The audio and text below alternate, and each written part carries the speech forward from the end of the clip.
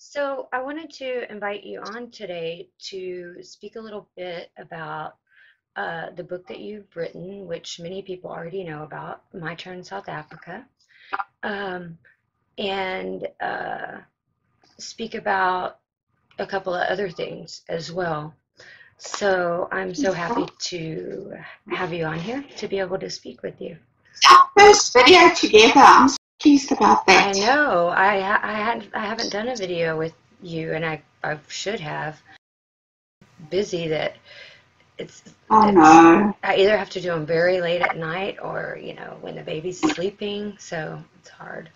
Yeah. But I'll start out by I don't know if you have questions for me that you have, but I, I I will do. start out by asking you to tell us why you wrote My Turn, and what did you intend to do from the beginning when you wrote this book? Um, Brandy, it was never a book I thought I'd write. I never wanted to write it. It wasn't something that many South Africans would acknowledge was happening. My husband was one of them. But when the names are familiar, when you start recognizing the names of the people that are killed and um, the suicide rates go up and the fear increases, you can't ignore it. You cannot ignore it forever. And I've lost quite a few friends because of this. A lot of people are saying, even friends of mine are saying, oh, but it's not so bad, and the media just pumps it up, etc., etc. But if you look at the conditions we live in, behind security doors and security gates and burglar bars and alarm systems and little wedges in under the doors and cupboards stacked against doors for people who can't afford security or armed response or anything like that, then there's really a problem, and it's not in anybody's mind, and the corruption and the fact that there are so many anti-white laws and the broad empowerment, black empowerment. I mean, people were not becoming employed. Our children can't get jobs. Our children live with us at the age of 30 because there's nowhere else they can go. They can't get a job, so they can't move out. And, all of that put together just shows you that there's something really wrong in South Africa. And the corruption, the stealing from the taxpayers, we're the only ones really paying tax, and yet that is stolen. We tax to a breaking point where we can't even survive, and that gets stolen and looted. Like, And 90% that you guys pay, something like 90% of the taxes. I mean, pretty close to yeah, that. Am I correct? yeah, Yeah. it is around there. The majority of the tax-paying citizens are the minority, and they are, those that aren't really employed. It's those that are employed. So, and the same with utilities and services and municipal accounts, and that we're the one that gets billed for this. For the people that They don't. are not that So we, don't work, sorry? you have to pay basically the utilities for the people that don't work, and there shouldn't be a Yeah, reason why they don't work because of the Black Economic Empowerment Act, and because there is affirmative action for the majority. So they should have no problem getting a job at all. it's the only country I know of that the majority are the only ones allowed employment. Um, Soweto's municipal bills, Eskom bills, are billions in arrears, and yet they still have electricity. They still have all the services. So Right. it's just things like that. It's things like that, Brandy, that And people don't know. you're not the only person to ever say the exact same things to me, as far as that some people say, oh, it's not that bad, we just don't go out, but I've seen what people's homes look like, and they Mm, spend more on their home security than the home. Here, for the Yeah. amount of money people have to spend on security, you could buy an amazing home. So I think they're just conditioned to it. Like I'm conditioned to safety because it's all I've ever known, you know? A government's first Yeah. job is to protect its people. That's what I've been told my whole life, and that's what I believe. And no, our country's not perfect, but at least we sleep at night, you know, and we don't have to have razor wire around our homes. We don't have to fear going out to the grocery store, to anywhere, you know, to work. Um, so yeah, you're not the first person to say that same thing to me. Well, Brandy, when I found out Walmart is 24 hours a day, you can go in there 2 or 3 in the morning. My first thought was, why would anybody do that? Who goes out in the morning to, you know, you don't do that. It's dangerous.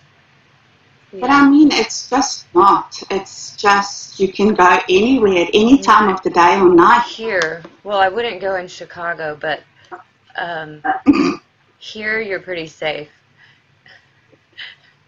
Yeah, As far as better. anywhere else, you're pretty safe. Um, but so you told me why you wrote the book. Um, what what did you intend for the book from the beginning? You know, what did you want to accomplish? All I wanted was for people to know, and not the people in South Africa, they should know. I needed people from outside the borders of South Africa to understand what is going on.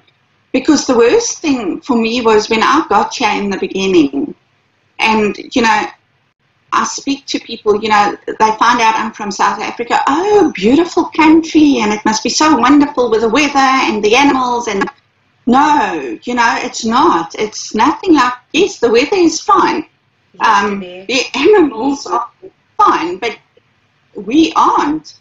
And, you know, the look that I get, that unbelief or disbelief and the unbelievable frowns that I keep getting, you know, it made me feel like I was such a liar. And the more you Because they have say, no clue. no, and the more you tell them about it, or you pull out a video of Julius Malema singing Kill the Boo, or our president for 9 years singing Shoot the Boo, you pull out a video like that and they look at you as though you've manufactured this video, because this doesn't happen in South Africa, and that frustrated me tremendously.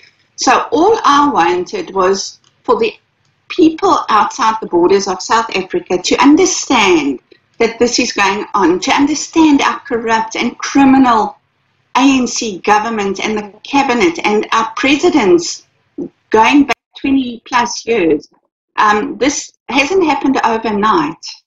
It started 29 years ago when Nelson Mandela was released from prison. That was the time apartheid ended, and from the very beginning, it started going downhill. Right.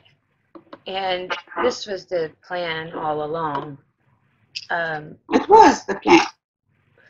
And so a lot of people don't understand because I get, you know, I'm on Gab and it's a great place to be for the most part. It's mostly conservatives like myself, tired of being censored and um, other things.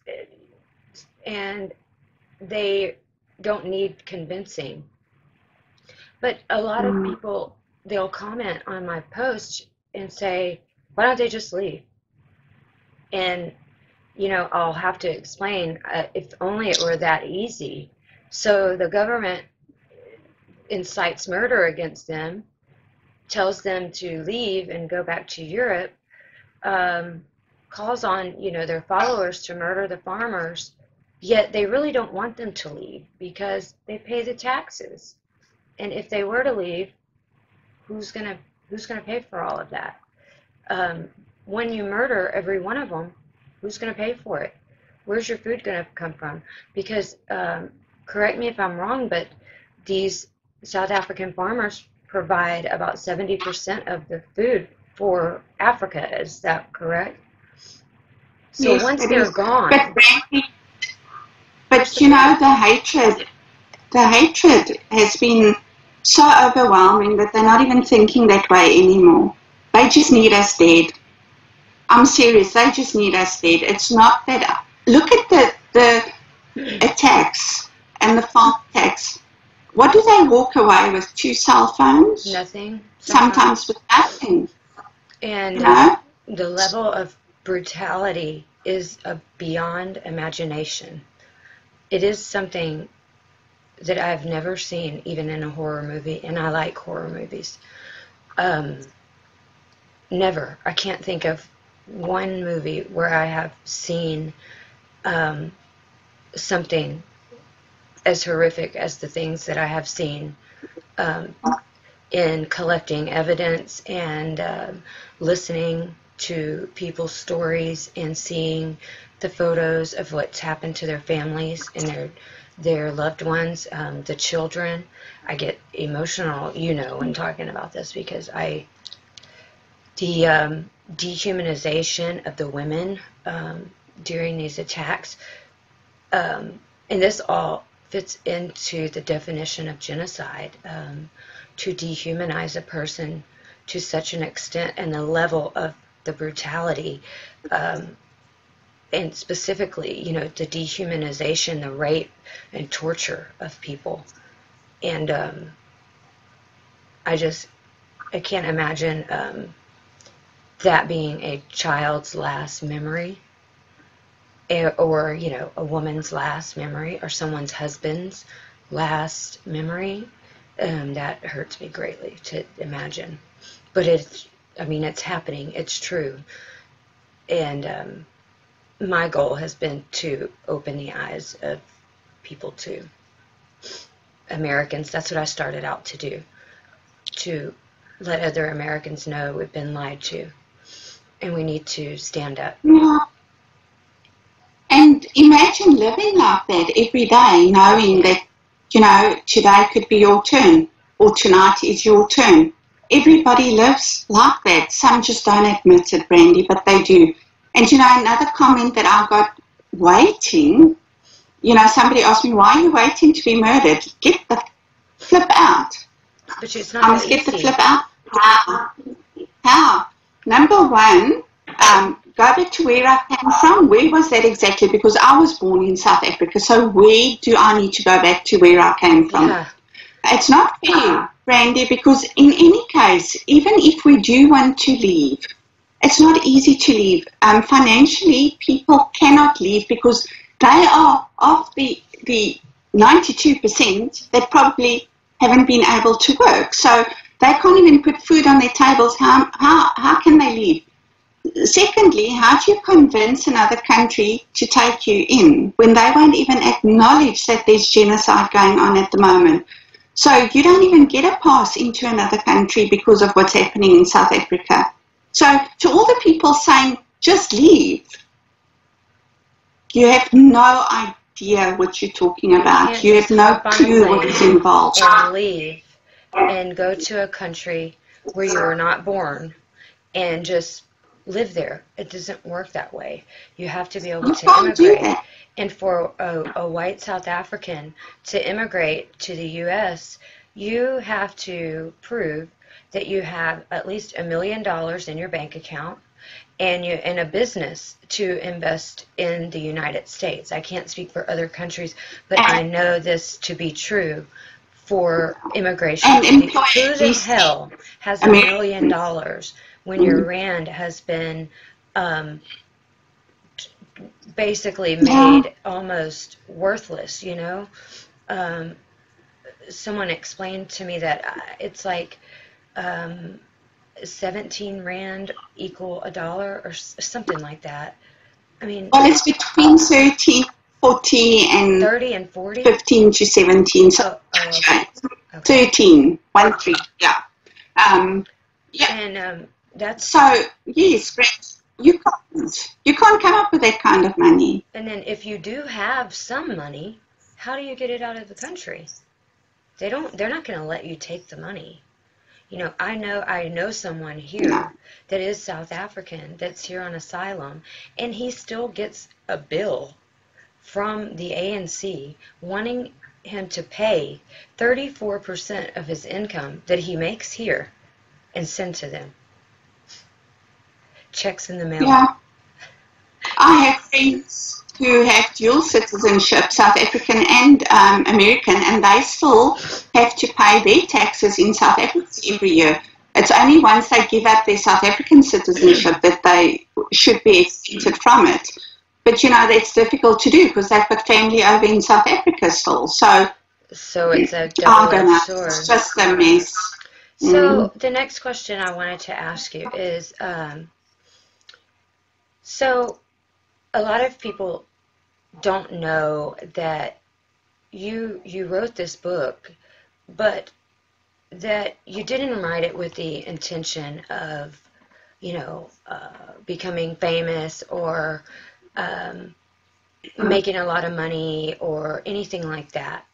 And you wrote it from your heart. And one fact that some people don't know is that you signed over 90% of your royalties to this book from the beginning. And I just wanted to make people aware of that you do get a small percentage. It's not that much, but you need it, and it's for you to do that is pretty generous and very selfless and amazing. But with that being said, this money, well, I'll just speak the truth to not, blow any smoke to anyone, but there's been, everyone knows there's been,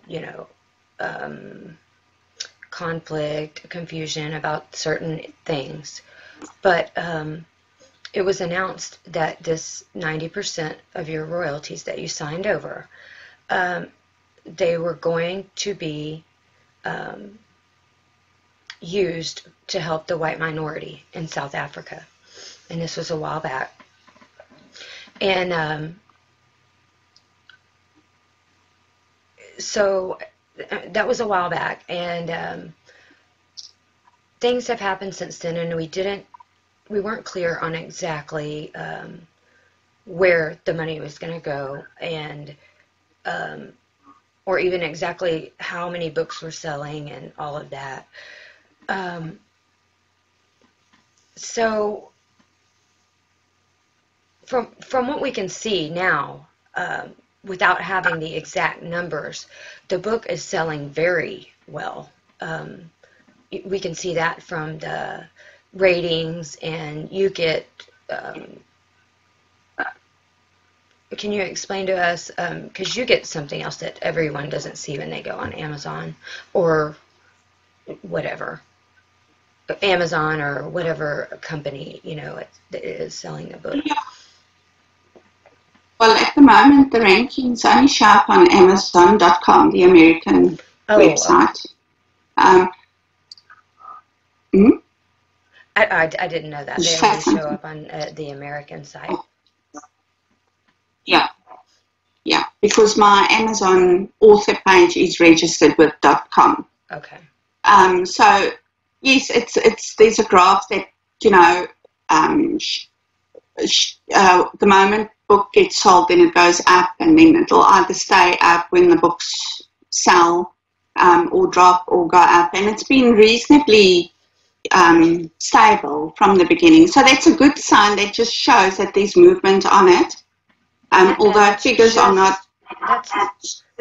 That is just in America, and it's been up more days than it's been down. I mean, the majority of the days it's been at the very top almost.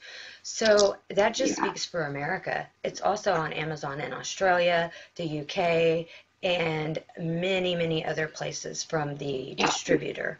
So every single Amazon, I think there's like 20 Amazon dot somethings, and it's on all of them, and then it's on Ingram's distribution network, which is about 39,000 channels. So it's everywhere. It's just not in South African bookstores, but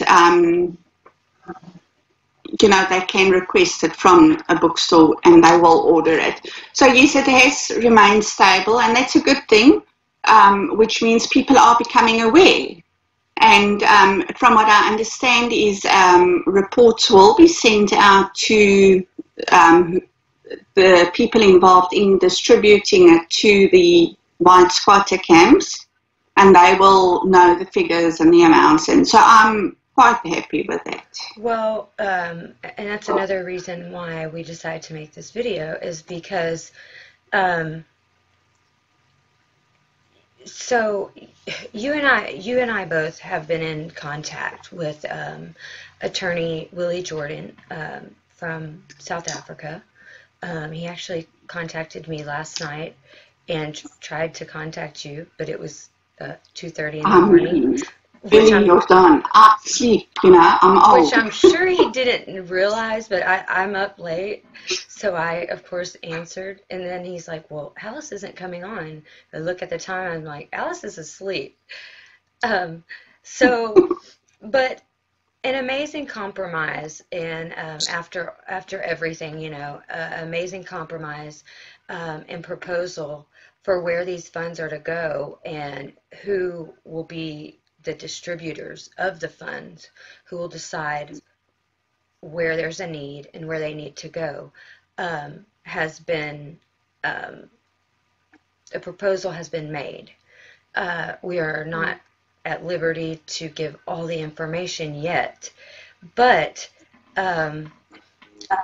this proposal for you and I we were just ecstatic about this. So I just wanted to speak out a little bit and let the people know that we will reveal all once everything has been agreed to and everyone has signed and it's final, you know. But I wanted to ensure them that as far as you're concerned, because you wrote the book, this is where you wanted these funds to go all along. It's where you felt they would be best used for the people. Am I right about that? Well, right in the beginning, Brandy, it was, I signed it over to the publisher because I didn't want to make money on this. Right. And I think you know how we got to. I know that, yeah. Yeah. But and I did feel really, you know, burdened. But when I found out, sorry? No, I'm sorry. Go ahead. When you found out. But when I found out that the money was going to be donated to South Africa, I was really happy about that. And, you know, it's needed. And my whole goal from the beginning was to try and help and get South Africans out, you know, and get them out of South Africa and try and relocate them and resettle them. And that's what I hoped in the beginning. But at the same time, if people aren't eating, they can't leave either. Right. So some people don't want to leave. They won't leave. No, they can't, Brandy. I mean, I take a friend, a specific friend of mine. Their farm has been in the family for 4 or 5 generations. You can't ask them to leave. You can't tell them to give up their land and just start over somewhere else. You know, they're not young. They've gone through life. They're grandparents. They've got grandchildren. You can't tell them to give up the very piece of land that they were born into. So they don't want to leave. Others want to leave. They can't leave. Those are normally people with nothing left for them anymore. They've got nothing. They've lost everything. There's nothing left for them. So they can leave. They just financially, they can't leave. So, but as well, they're hungry. You know, they live in squatter. They have no running water, so they need to eat as well. Right, and I support these too. I have supported. I have raised money to provide for people in the squatter camps. That was something that was very important to me. And but I just wanted to, because people keep asking, where is the money going to go? And I just wanted to assure them that they will not be disappointed, the majority. I think that they will agree to what has been proposed, if all parties do agree, and I don't want to say too much. But I wanted to assure them that they most likely will agree with this and be happy.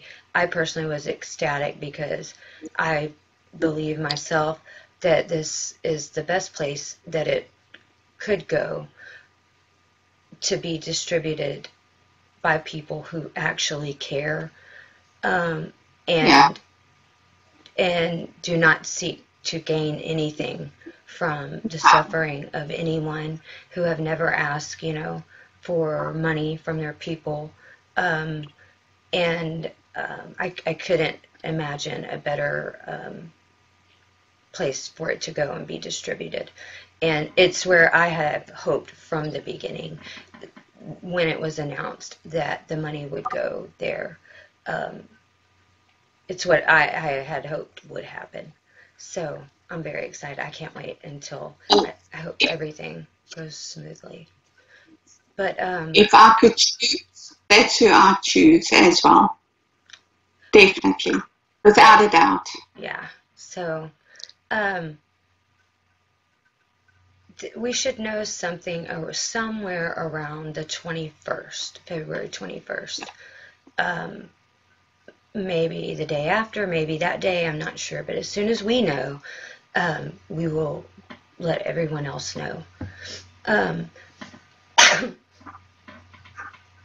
So one last thing I wanted to ask you, Alice, and it's kind of putting you on the spot. And I know that you get embarrassed easy, and there are some things you don't reveal to people. But I have to ask you this because I found this something that really touched my heart when I found out about it. And you had never said anything. But, and a lot of people don't know it if they don't have your book. But, so there's a chapter in your book. It's called A Thorn in the ANC Side. And most people don't even know that this is in the book. Unless they've read it. I know why, but tell everyone else why you put this in there and what this is about and why. A thorn in the ANC side. We all know that Steve Hofmeyr. I mean, he's a thorn to every single ANC, EFF, BLF, even the DA. He's, Brandy, he's one of the most hated men in South Africa. If he had to make a list, now that Eugene Blanche is dead, it would be Steve Hofmeyr. And that is so unfair, because all he's ever done from day one was recognize the situation in South Africa, acknowledge the problem in South Africa, and point fingers at those that were causing this. He speaks about corrupt government, criminal government entities. He speaks about the murders. He speaks about the targeted black and white killings. And he sings our old national anthem, which has not been banned from South Africa. In fact, Nelson Mandela himself didn't ban the national anthem. And we've spoken about this before. It's a peace-loving song. There's absolutely no reference. There's no reference to race or violence or anything like that. So he's been branded a racist. He's been threatened. His family's been threatened. I mean, he's just gotten it from every single side for so many years. His concerts were cancelled. And obviously he suffered financial losses because of that, but he never stopped. He never ever backed off. He never backed down, and he never shut his mouth. And every time something happens that's really a big deal in South Africa, he voices his concerns. And, I can't help but respect that. I cannot ignore it as somebody trying to do what others want to, but they don't. Or they're afraid to do it, or they've got too much to lose. So does he. So do we all. But he does. He perseveres. And the rest of the world, the rest of the world, they don't see it like that. They just see Steve Hofmeyr, the racist, the Afrikaner who hates black people. He doesn't hate them. But it's because of the unfair news media, just like everything else. If you look it up or look him up in the media or something, I'm sure you'll just get the most horrible stories, Yeah. You won't get the racist. I mean, it's all followed by racist. Right. And he's not. He just points out to the difference in color because they force it upon us. They make us distinguish the differences in color. Steve Hofmeyr himself, I'm sure, voted for Nelson Mandela. I'm pretty sure he did. A lot of us did because we believed in the Rainbow Nation and we believed in the words of Nelson Mandela, who actually was, the biggest terrorist of them all, who put all this in motion, who was responsible for a lot more deaths than people realize, and bombs, and even behind prison walls, But it was to be forgiven when apartheid ended. But, it never ended. It just changed. So that is what Steve has been saying all these years, since it started spiraling out of control. He recognizes it. He knows the names of the people that have died, and it affects him. So if the rest of the world can't see that as a man fighting for the survival of his people, of a tribe that is dying, then there's something wrong with the rest of the world, because all he's done is try to defend us and try to get the word out. And I don't know the man. I've never met the man. I've got, no loyalty to him other than the fact that he's been fighting for us and that he's refused to remain silent and that he carries on each day with a brand new fight. And if it wasn't for him, I'm pretty sure groups like AfriForum, Front National, all these places would never have existed because he just never gave up.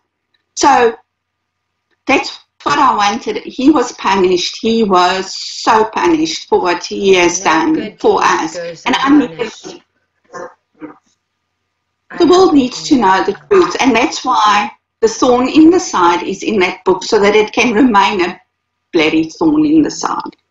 I hope he stays one big one. So you wrote this as a tribute to a good man who is unfairly judged and unfairly reported on and not given enough credit. Yeah. Basically.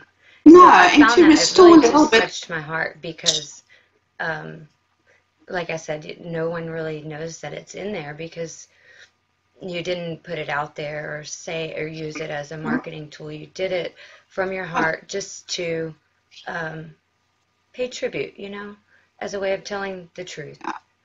By, And thank you. Yeah, and thank you. Just thank you. Because he never left us behind. He didn't leave anybody behind, so we shouldn't leave him to the wolves either. I totally agree. It really just broke my heart when you said, my heart dropped when you said that now that Eugene Terreblanche is gone, that he would be the next target. That just broke my heart, because no one should be a target for just trying to do what's right. And for people that don't know, yet these people happen to be white, but their numbers have been cut in half since 1994, since Nelson Mandela took over. Their population has been cut in half. So this is very real. More than 100,000 murdered in the most brutal ways imaginable. And, they truly are a tribe. being wiped out. A very special tribe. They their own language, their own culture, their own way of life, which everyone else is allowed to have. And they're human, and they should be allowed to have the same human rights as everybody else. It doesn't matter that your faces happen to be white. It's just, it breaks my heart. It's ridiculous. And that's really all the, specific questions I had for you. I didn't want to make it too long, but I really wanted to focus on what we talked about. Is there anything that you want to ask me? Yes. Yes. Oh no. I have a few questions. I don't like being Not on too the many. other end. I know, but I need to ask you these things because these are things that I've asked you and you've told me, and I do not think people really understand that or see that side of you, which I have seen. And I want to start by saying, Brandy, we know, you and I both know how many people accuse you of having ulterior motives in fighting for South Africa, and how many people want to know what you're going to get out of it and what's your satisfaction. And, it's you too good to be true type of attitude. Something will give later. So you tell me and tell everybody else, why are you really in this fight for the Afrikaners and the Boers and the English South Africans? Why? Why are you doing this? Why? Before you answer, bear in mind the humiliation you've gone through, the attacks you've gone through, the judgments you've gone through, your personal details being displayed online and like an invitation to come and get you. And still, you sit at 2 o'clock in the morning and you take a call from a damn lawyer who doesn't realize it's 2 or 3 o'clock in the morning. Yeah. Why do you do that? I know why you do it, but I want you to tell everybody like me who does not know that, or who did not know that at the time.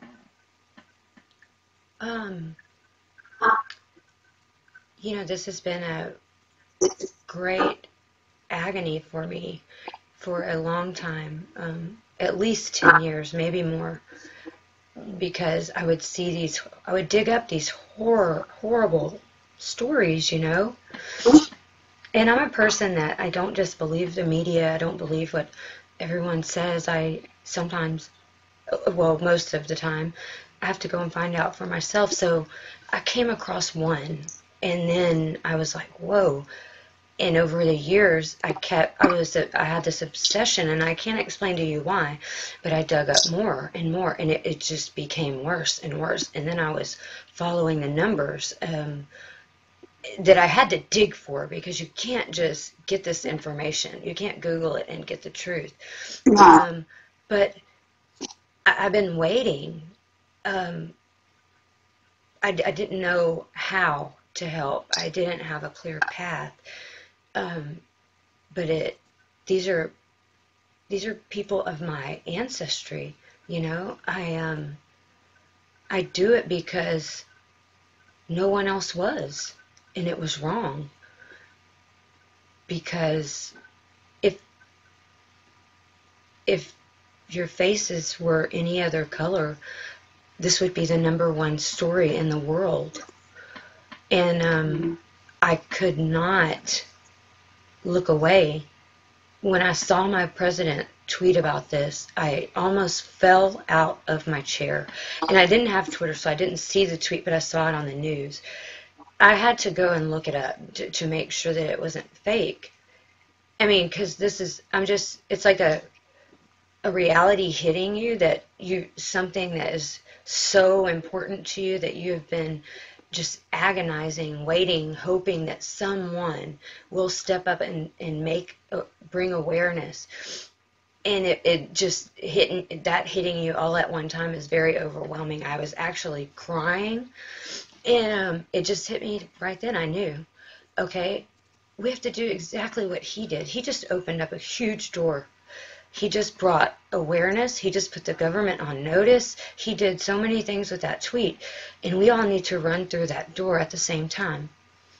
So I immediately joined social media. My plan was to do what he did, bypass the media, speak directly to other Americans like myself, and open their eyes, show them what is going on, because I knew if they know, if I can inform enough people, they will be outraged, and our government will be so pressured that if they don't do something, they will not have jobs.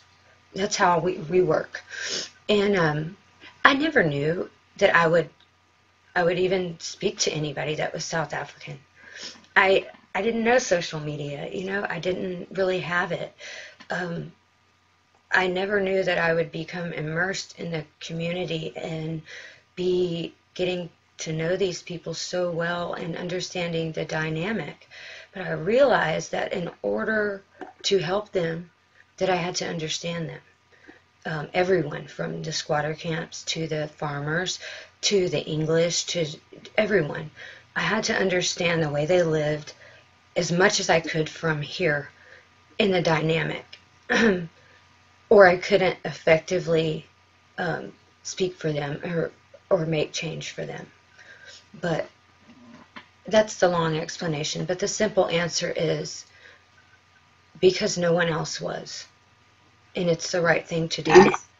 And they are my people. They're of my ancestry. They are German. They are Dutch.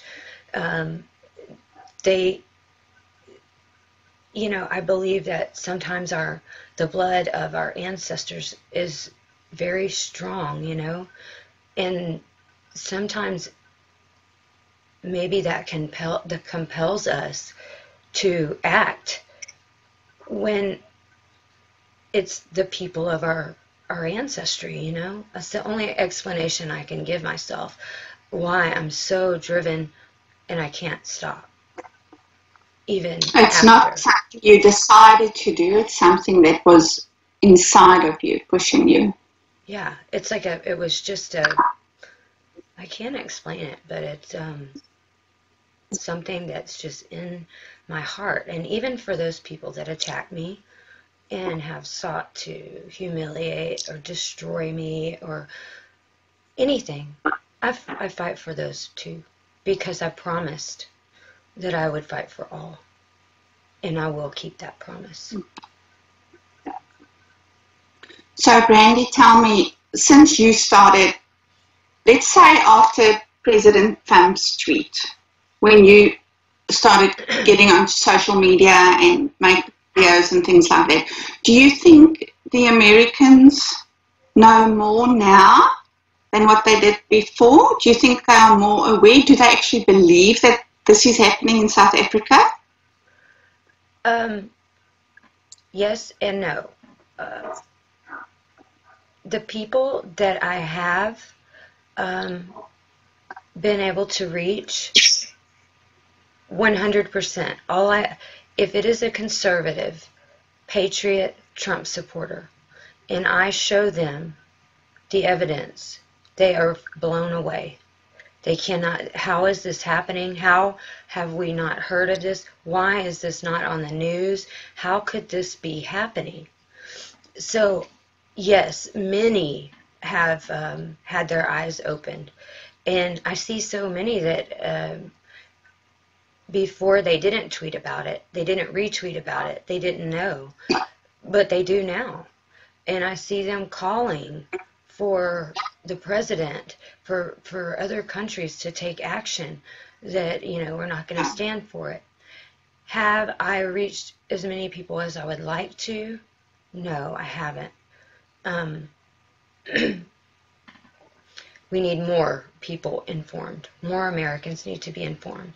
But the ones that I have opened their eyes, yes, they believe it.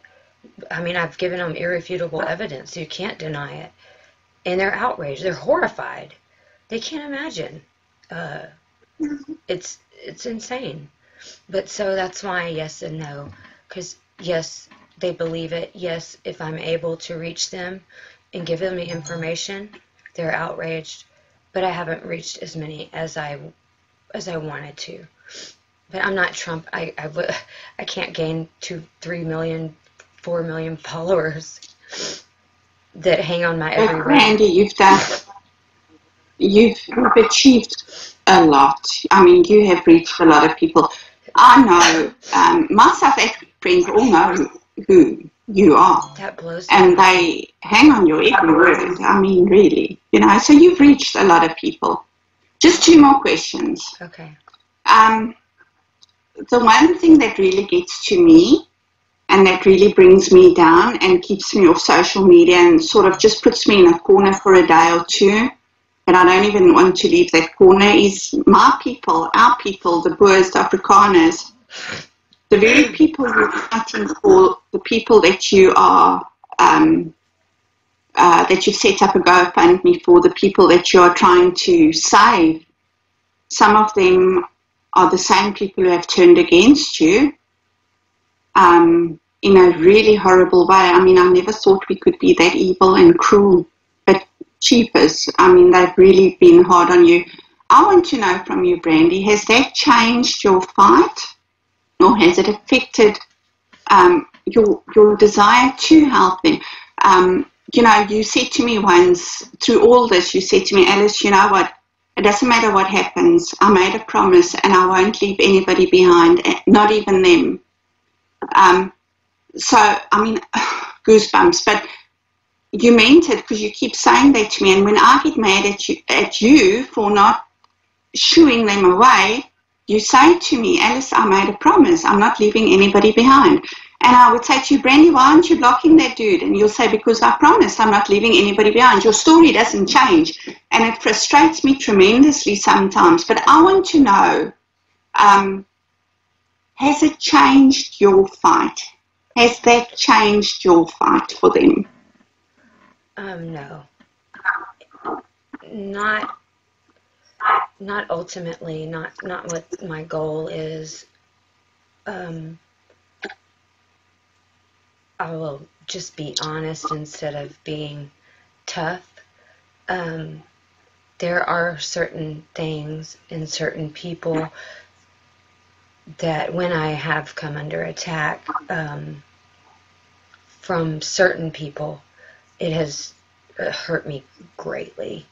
And when I disappear for a couple of days, this is why I don't let people get close to me. So those that I have that have hurt me, it takes me a little bit to, I need some time, and it takes me a little bit to get my mind back in the right place and recover and dust myself off and just keep going. But that's what I do. It's changed the way that I trust and that I communicate with people, but it hasn't changed what is inside of me, driving me to do this. No, not at all.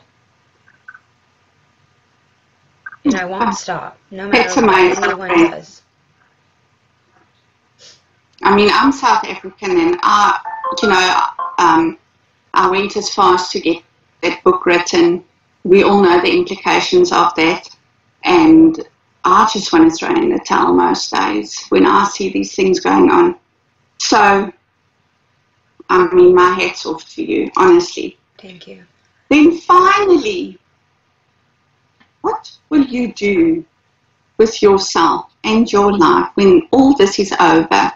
I mean, I was thinking, we should get a piece of ground here and get some tents up and just you and I, because I don't think you'll ever let go of this, and just get you in there and bring South Africans over, and you just knock sense into them. I mean, we've got contacts here. We could get a piece of ground and just build a little South African city here and put you in charge. I'm all in. Because I don't know what you... I will probably, when it's all said and done, I will probably never let go of South Africa completely, And there are a handful, there are a very small few of people who have been right beside me from the beginning, and they have never wavered. No matter what anyone said, they knew, and I appreciate those people greatly, and they know who they are. Um, but I'll never be able to take that out of my heart, and just let it go, and to never speak to anyone there again. I do have plans for what's next, but I can't tell you. Oh. I can't reveal it. Oh, But the plan is no. to continue to help people beyond South Africa suffering some of the same things. And that's all I can tell you. But no, I'll never totally let go. I love too many and too much about everything there to just let it go. Will you go to South Africa, Brandy, for a visit? Not now, when everything is said and done. And will you go? You have to go. Listen, it's so ironic that this is one of the places I would love to go. And I used to dream of actually moving to South Africa. But the reality is that the irony of it is that I can't go right now. I wouldn't be safe, Probably wouldn't make it out of the airport. If it were safe, and I knew were safe, yes, I would go anytime. In a heartbeat, I would go. But with the people in power that are there now, oh no, I would never. I know better. But I would love to go. I would love to go. It's one of my greatest wishes is to go and sit and hug and maybe drink a beer with the people that I've become so close to, And, in the end, Alice, when it's all said and done, I was raised, we have a saying in Texas, and it is, everything comes out in the wash. And this is why a lot of times I don't defend myself, because I was taught not to defend myself against lies. If it's true, I will say to the people who deserve an explanation. If it's untrue, I will say nothing, because it's ridiculous. And everything always, in the end, becomes clear. Hindsight's 20/20. So I just keep going with the knowledge that there will come a time when everything is made clear and people can see clear. And I shouldn't defend myself, because that time will come and they will see that who has been really doing what. And if anyone has taken money or not. I personally have never accepted a dime from anyone. I use my own money to do a lot of things. And I'm offered money. When offered money, I ask them to donate the money to a worthy cause. So I just know that's my peace. I know in the end that hindsight is 20/20 and everything will be made clear. I just hope that it doesn't have to come to anyone dying before that happens. I mean, anyone else. I mean, in mass. That's what I'm fighting. Well, Brandy, to stop from happening. You're doing all you can do. We're doing all we can do. We are great believers as well. We have faith, and we just got to hope that South Africans can just start standing together, put their pride aside, stop with the ridiculous fighting and the nitty-gritty bullshit, and just see the bigger picture. It's a war. Right. And we don't have place for pride or ego or any of that crap in war. And I'm pretty sure once we manage to do that, you know, But this we'll is get something. what I often say is so much time is wasted on these Yeah. petty arguments and bickering. And this is your weakness, and they know it. This is your spot where you're vulnerable, you know? And the enemy always hones in on the place where you are most vulnerable. So you're openly giving them this. They know this. Yeah. Take that away from them. And I'm just trying to help you. I'm not I don't know what's best for South Africa. I want the murder, the torture, the rapes. I want the corruption, the people not being able to get jobs and feed their families and being forced to live in conditions that no one should live in. I just want that to stop. That's it. I don't know what's best for South Africans. I don't seek to try to make any decisions on what happens with the government or what. That's for the people of South Africa to choose. I'm just trying to give them a way to have that choice. That's it. Mm. And take it or leave it. And I'm so glad you don't want to see Brandy. But, you know, things can only be veiled for so long or masked for so long. It's a strange thing, the truth. So that was my question for you. Oh, I should not have allowed that. No, I love you to death, Alice. You're an amazing woman, an inspiration. I look up to you. And most people haven't gotten to really get to know you or know your feelings about some things. So I think that this was a great talk where they can have some more insight into who you really are and how you really are, you know. But I'm gonna close here so that we don't make it too long. I want to thank you for thoroughly embarrassing me. And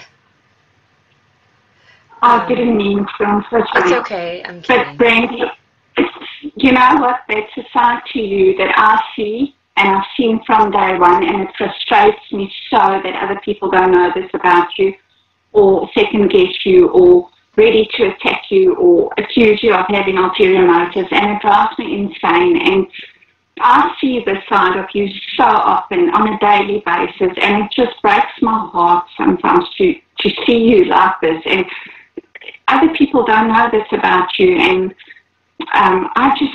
I'm sorry for putting you on the spot, but I need the Brandy I know to be shown to the people I love as well, and to the people back home who just think they know, but they don't freaking know a thing, actually, you know.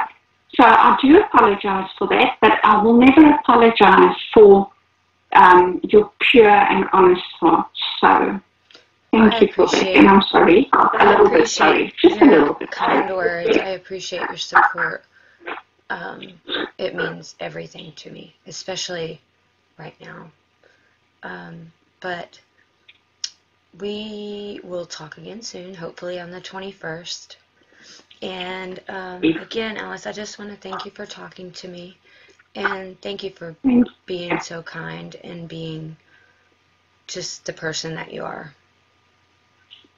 Thank you, Brandy, and thank you for your role in my journey. It would not have been this journey without you, so thank you for that. And thank you for being right beside me from day one. I mean, when I saw that picture of you and Tucker, Black Monday 2017, I never knew it was you and Tucker, and I kept that photograph. I lost a phone. I still went looking for that photograph. Every chance I had, I put it on Facebook, not even knowing it was you. And then out of the blue,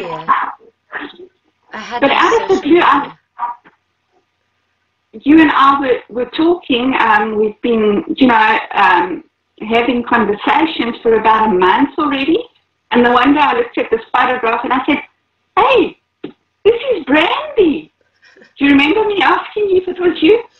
Yeah. So you've been in my life a lot longer than I will tell you that photo, it was done, it was just a simple act of kindness. It was done, I had just gotten out of the shower, my hair was wet. I had planned to do it the day before, and my daughter begged me to hold the sign, and she wanted to do it too. So on our way out to take her to school, we had the neighbor, you know, we had on all of our black, and she knew why we were wearing black. And I made the sign, and we just snapped the picture. I didn't have social media at all. I shared it with a friend from Farmer's Aid, and he posted it. And from there, he kept messaging me, telling me, oh my God, it has this many shares, it has this many shares. But I never imagined so many people would see it. It was just a simple act of kindness. That was it. A show of solidarity. But it meant a lot. It meant a lot to us because we got the picture on Black Monday. I remember that day so well. Dandy and I were dressed in black as well, and this picture came through on my feed on Facebook, and love from Texas, and that just gave us so much hope that day, Randy, honestly. You know, it was a very bad few days leading up to Black Monday where Yuval Conradi was murdered. That was the whole, it's what started Black Monday. So it was a really bad few days. Black Monday in itself was a terrible day. A lot of things went wrong. A lot of people, you know, were also attacked on that day as retaliation. So that photograph of you and Tucker just came in at the right time. And I still have it, and I've kept it. It's almost 2 years. I'll have it till the day I die. And I know her now. That blows my mind because like I said, all it was is a simple act of kindness. I had no idea that so many people would see it or that it would mean anything to anyone. So I'm humbled by everything, by you telling me that your friends know me in South Africa. That blows me away. I'm humbled by it. I don't realize that I'm making an impact sometimes, I guess. It doesn't. Well, Brandy, they don't all reach out to you because they're afraid. And a lot of my friends who would be in government organizations or employed, like, a nurse or a teacher or something like that, they can't risk reaching out to you. So they follow you and they keep an eye out. Yeah. I totally understand, but thank you to all of you guys, because I know that you'll be watching this because Alice is on it. So I want to tell you that I appreciate the support and that I love each and every one of you. Thank you, Brandy. And you are so loved you. Thank you. Okay, Alice. Well, let's get off of here, but we're going to be back as soon as we have an announcement, everyone, and bring it to you as soon as we can because we are so excited. But so we'll talk soon, my friend, and thank you for